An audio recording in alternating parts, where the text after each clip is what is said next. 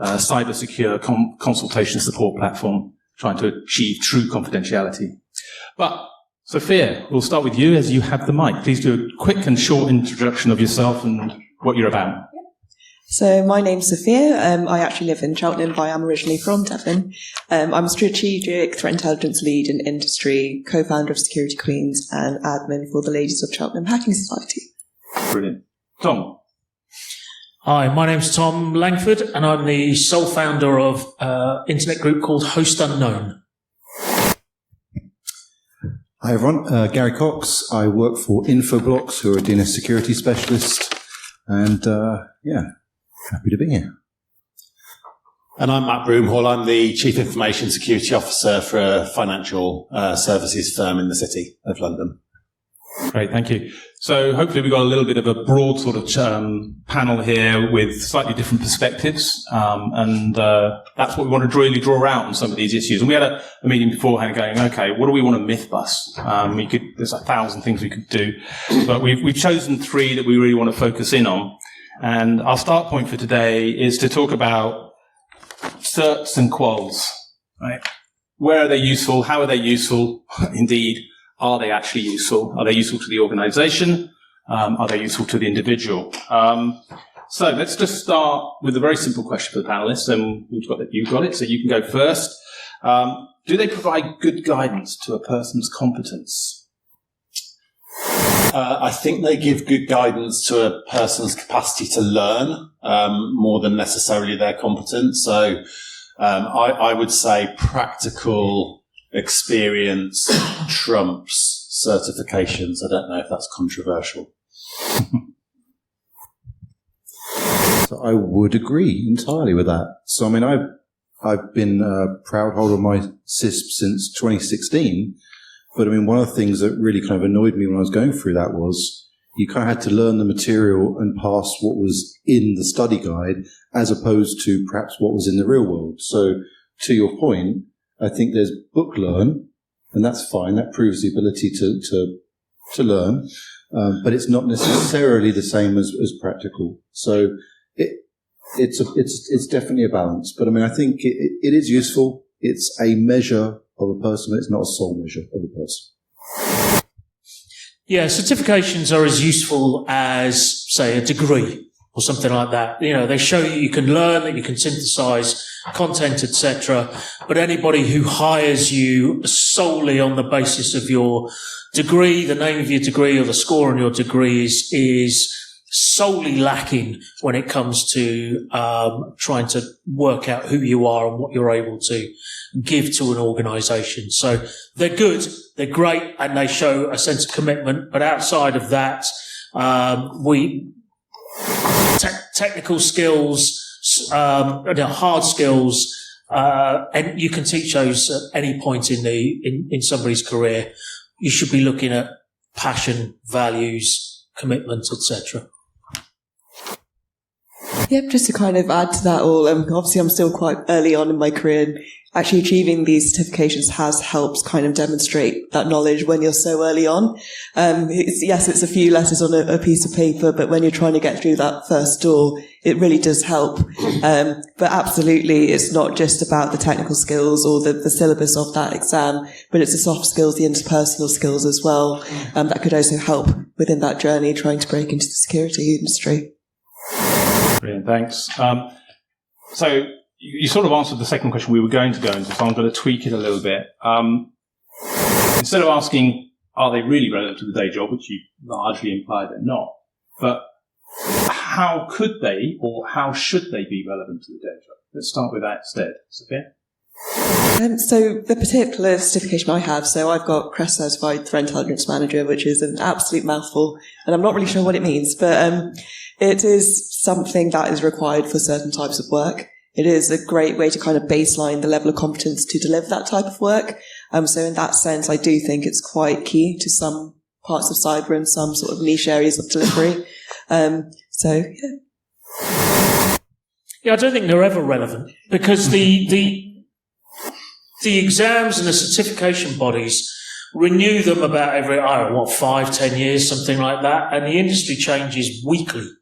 So I would suggest they're not relevant, and all they do is just show that you have a commitment to learning something and learning fundamentals and things like that.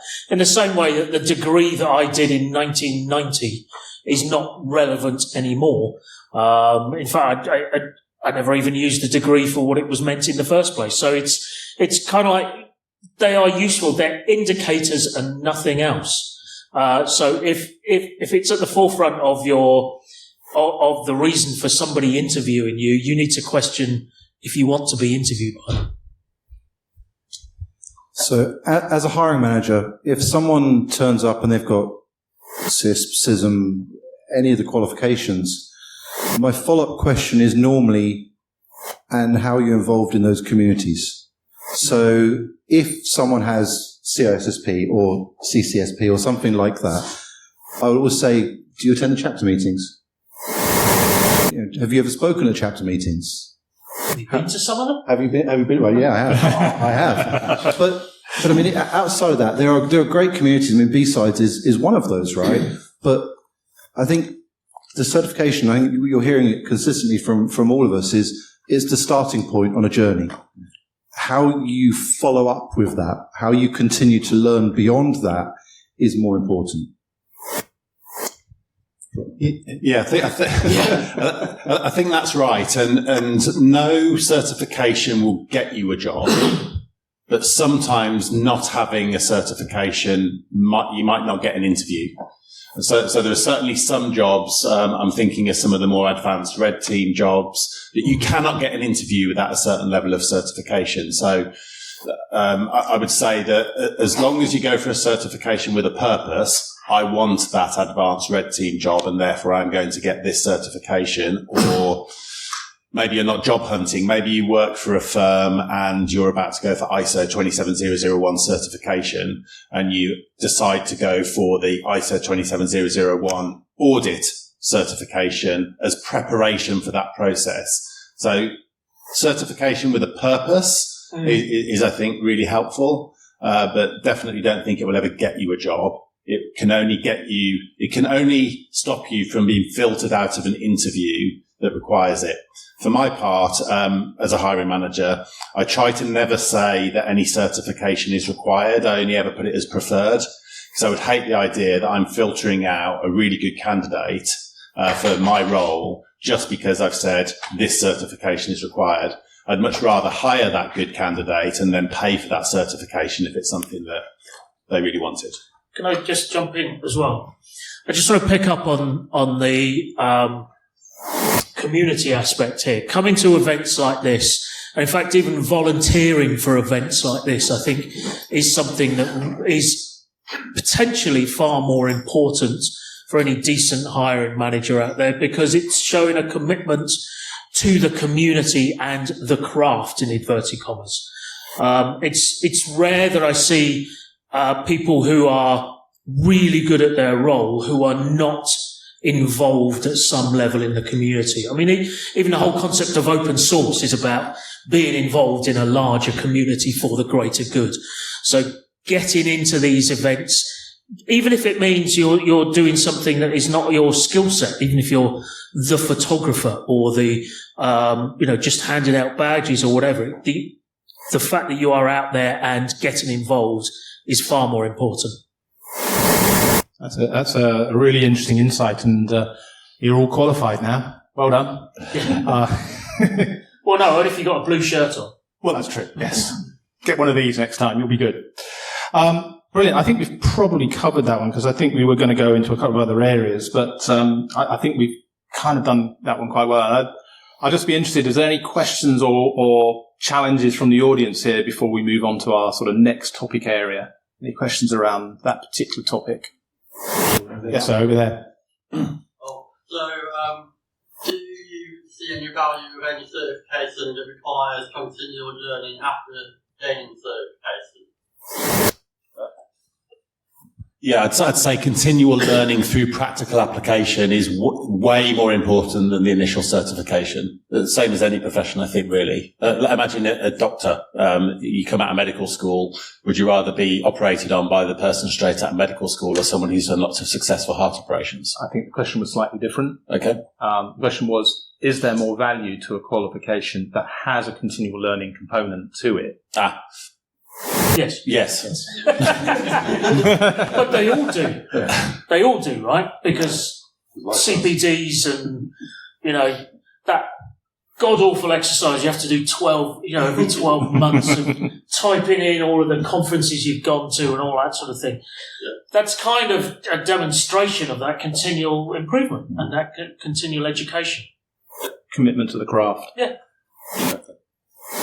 Any other questions? There's another question over there. Oh, there's one over there. Sorry, I'll come. I was going to ask, I'm somebody working on a career change into cyber at the moment, coming from a very different background, so I had a bit of tech for all my professional career. Obviously, you're saying certs and that aren't worth it, but for somebody like myself who isn't coming from an applied technical background, are there any sort of apprenticeships style ways of getting in that also then afford the level of living that I'm currently accustomed to with a young family, for instance, responsibilities? There are some programs out there that are specifically set up to support people like you. Is it Caps Lock? Caps Lock, yeah. So the idea of those is to get a person some practical experience as well as some learning to make that entry point. If you already work for a company, it's normally possible to have an internal conversation and say, I would like to get into cybersecurity. Is it possible to find an entry level role? I've brought a number of people into my team from help desk roles in the last 2 years, for example, and all they did was ask, can I? And now they're SOC engineers. Just to add to that as well, I know quite a few career changes that have gone into cyber. I know there's someone that was a vet. I know someone that was in fashion, weirdly, and they've all switched into the industry through community events. So just meeting people, talking to people, and actually eventually you might even end up talking to someone that can open that door for you as well. So it's just so important, coming to events like this, chapter meetings, just getting yourself out there and just talking really. Yeah, I think thank you. I think part of it as well is you've already done the right thing by coming here. Do your best to network. I know it's not easy for everybody. We're all different. But do your best to network because the industry is changing very slowly, and there are more opportunities for people. I know I've hired somebody who was, and you can tell how long ago this was, who used to be an overnight shelf stacker at Wilkinson's, for instance, but he ran a website that called Security FAQs, and was publishing regular content. So he was demonstrating his commitment outside of the work life and also had demonstrable skills that were available for me to view. So I think showing and doing things that will contribute to that community in whatever format that is a key element to that foot in the door as well.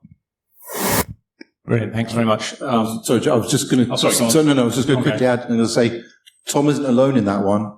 I've interviewed candidates who don't have a background, which is normal, because of the things that I've seen online from them. Yeah. Whether it be fighting FUD on LinkedIn or whatever. There's all different ways of being visible.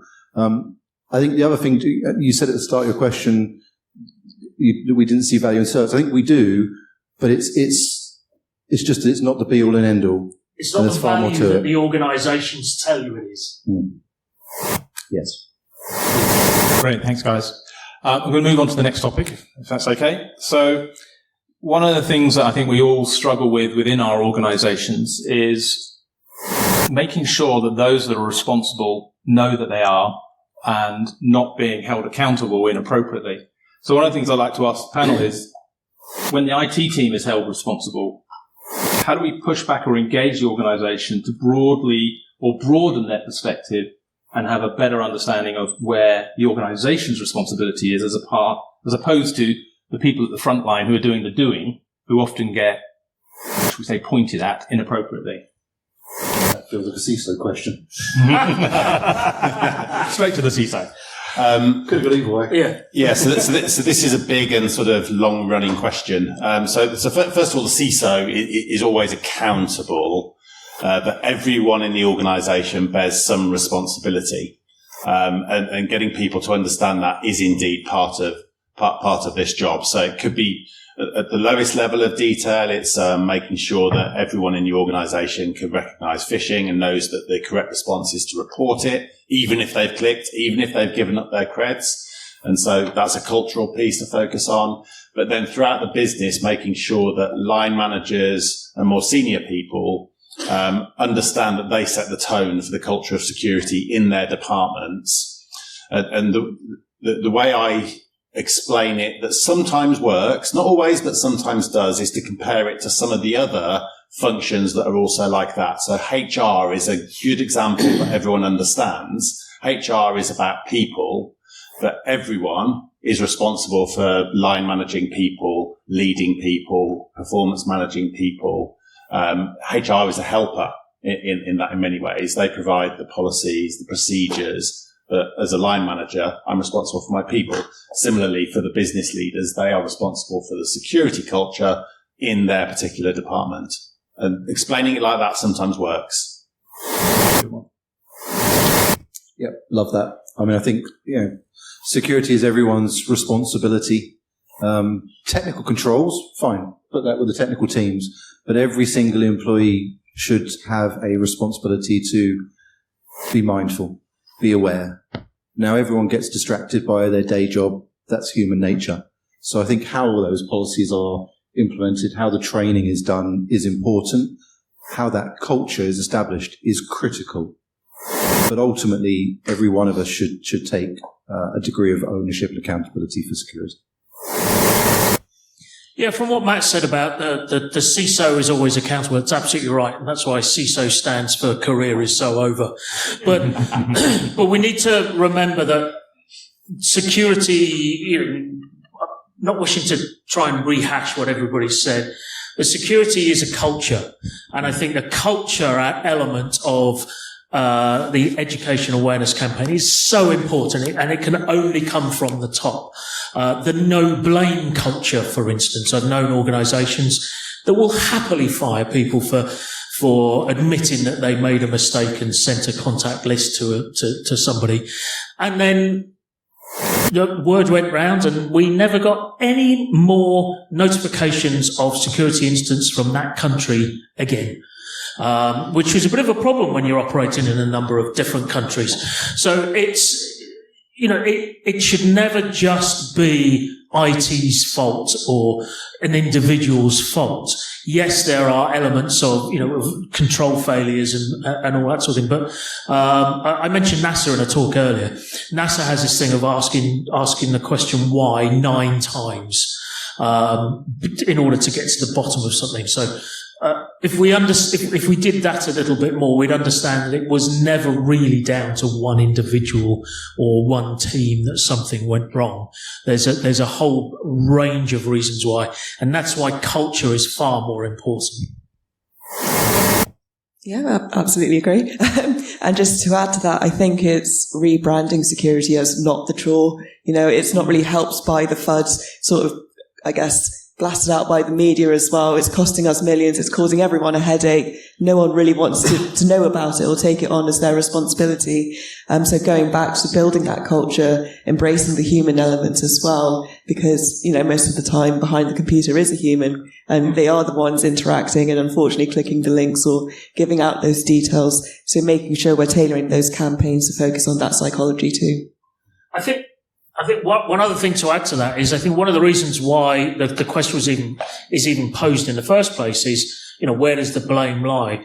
For so long, security has been that business prevention unit that says no to everything, so that when something actually does go wrong, because security said yes to it, well, obviously security made a mistake, when that's not the case. It's actually, again, down to those 9 levels of why or whatever.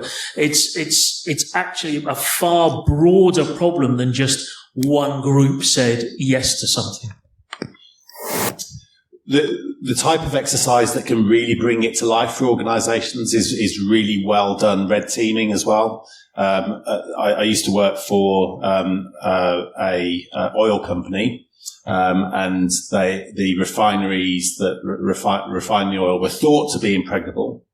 And the red team exercise was able to demonstrate that they were not in fact, and the consequences would be extremely high. And this sort of almost flicked a switch in the business leader's mind, realizing just how much they needed to build that security culture in. And that's red teaming at all of my previous employers has probably been the most successful type of exercise to educate people about what can really happen and how it's everybody's problem. Brilliant. Thanks, guys. Any questions from the audience on that little one? Or have we got unanimous agreement? Culture is everything. Full marks team. Well done. We answered that one then. Myth busted. Great. Well done. All right. You can't possibly have a talk like this today in the modern era without talking about AI and LLMs. And, is it some new magic bullet? Is it going to solve our ills? What's good about it? What's going to be crap about it? Let's have a little discussion around that. So who wants to start on that one? Oh, well, the mic's in my hand, Jeff. So, Off you go. Oh, good grief. AI. Hands up in the audience, anyone that went to InfoSec. This is a B-sides audience, so I'm not expecting many hands. Excellent. So, yeah, you and me both, right? So, if you would have walked around InfoSec this year, what you would have seen from every vendor, including my own, is AI, AI, AI, AI, AI, AI, AI, AI squared. Right?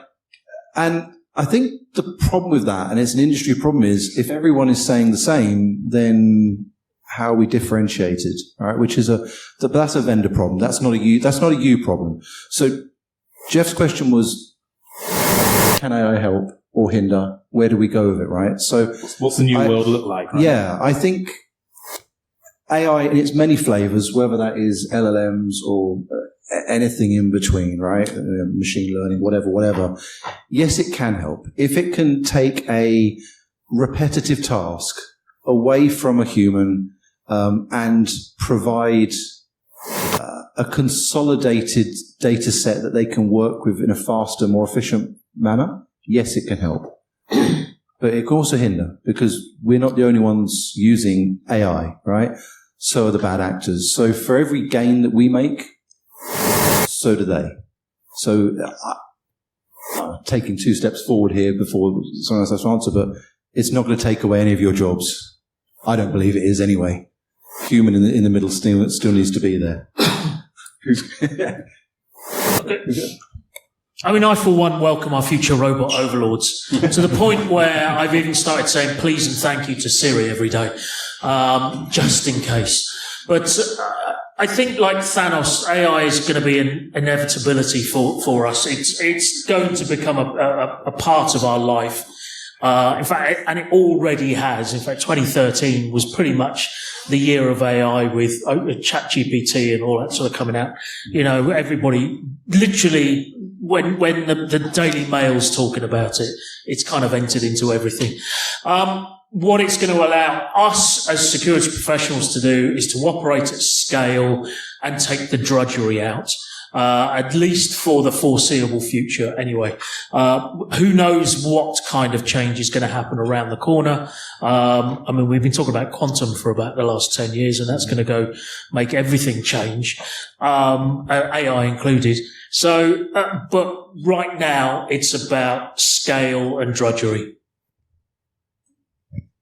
Yeah, I think with any sort of new technology, we also have to be aware of the risks. So what could go wrong? It could be weaponized or it could be sort of utilized. So as he sort of mentioned, lots of threat actors, they're now using AI to write new malware strains. They're using it to evade detections. But in threat intelligence is hugely beneficial to automate a lot of that sort of data processing and going through and refining those data sets. So it's inevitable, absolutely agreed. But I guess it's how we use that in the future and embracing the risks that come with it as too. Yeah, I expect we'll see more coming from threat actors than the value in the early years. I think we're already seeing some signs of phishing that you can tell is being powered by AI. I don't think it will be long before we're seeing deepfake voices being used in voice phishing. In fact, I have a deepfake of my own CEO on my phone, so I can whip it out in meetings as a party trick rather than talk about it just conceptually. And it won't be too long before kind of LLM models joined up with deepfake voices allow a sort of chat in a voice, if that's not already here. I also think we'll probably see big data incidents fairly soon. As a result, I've heard of some internal ones that are pretty embarrassing. If you turn AI on too early before you've got the access control locked down in your environment, the AI can find all sorts of information it shouldn't, like who's being paid what and who's getting what bonuses, that sort of thing. I don't know. I'm a little bit sort of skeptical in the early. I'd rather let other companies get all the lessons learned out before I go to gung ho. One interesting element I was in a discussion with someone about was that markets that have not been traditionally attacked by, phishing campaigns because of a language barrier. So Japan, Philippines, those kinds of countries are now finding that the attacks are going through the roof because AI is doing all the heavy lifting translation work for them. So it's causing the same problems, but I guess again to my earlier point about scale, but also reach as well. Yeah, very interesting. Okay, but what about the threat model, the threat framework that, what we're now looking at is ever larger, ever increasing data sets with ever increasing levels of personal data in them that are being used to feed these systems, and the kind of new threat surface that we have to look at. I have to go first. It's a threat intelligence question. Off you go, Sophia. So I think when we think about data sets and machine learning, we have to be very conscious about the bias we're using to train these sort of LLM models. A lot of the time with these sort of data sets, it's very difficult to depict what actually that machine learning sort of model is picking up and how it's going to use that information to process it going forward. So I guess to go back to your question, whether sort of big data should be a concern for AI, if I'm understanding correctly. Essentially, what it's doing, I think, is increasing the levels, particularly of personal data utilization, biometrics, your voice, your tonal use, your emotional content. All of those things are now being measured and collated and used to feed these engines to be ever more realistic. And that's an increasing data model. Now, is that just the same in a different package, in a bigger data set, or is it a new threat? I do think it's obviously a concern. I think, expanding that sort of attack surface beyond just generic knowledge, but actually including personal data as well. It's going to be very difficult to combat that if it ends up in the wrong hands. I mean, going back to my initial point, where it can be sort of weaponized or utilized, we just have to be wary of those risks. Yep. Yeah, scale and reach. Scale and reach. Yep. Agree. What they said. I'm a bit worried about the pace of progress driven by competition between the big tech firms. I think the pace of progress is going to go so much faster than any thinking on ethics and what regulations might be required is inevitable. And I'm a bit worried about it, to be honest. Yeah, tend to agree. Literally got about 2 minutes left, so a couple of questions from the audience on this one. Anyone want to take this down a different tack or challenge any of the feedback from our panel? It's over there. Yeah. So, beyond giving non-technical users a nice interface to ask questions, are you seeing any benefit of AI in products at the moment beyond just making putting in automation that's really expensive and inefficient? So, yes, but I won't speak for every vendor that's out there. I can only speak for what I can see inside my own company. So certainly, having good algorithms, ML inside our data, when we understand the data, which I think was Sophia's point earlier, you can make a difference. You can streamline a lot of that tooling when you really understand your data and you understand what you want to achieve and how that model is being trained. So, I mean, certainly, we use it to look for in very large data sets of massive data lakes of DNS queries, right? So we're looking for traffic distribution systems and things like that. And in that model, it works for us inside our product, and there is genuine value to be derived. But that's because we understand the data.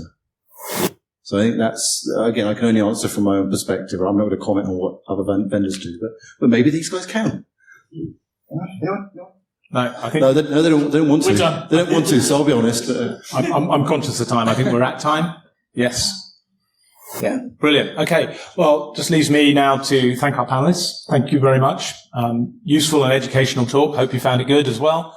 And that's a wrap for us. Thank you. Thank you.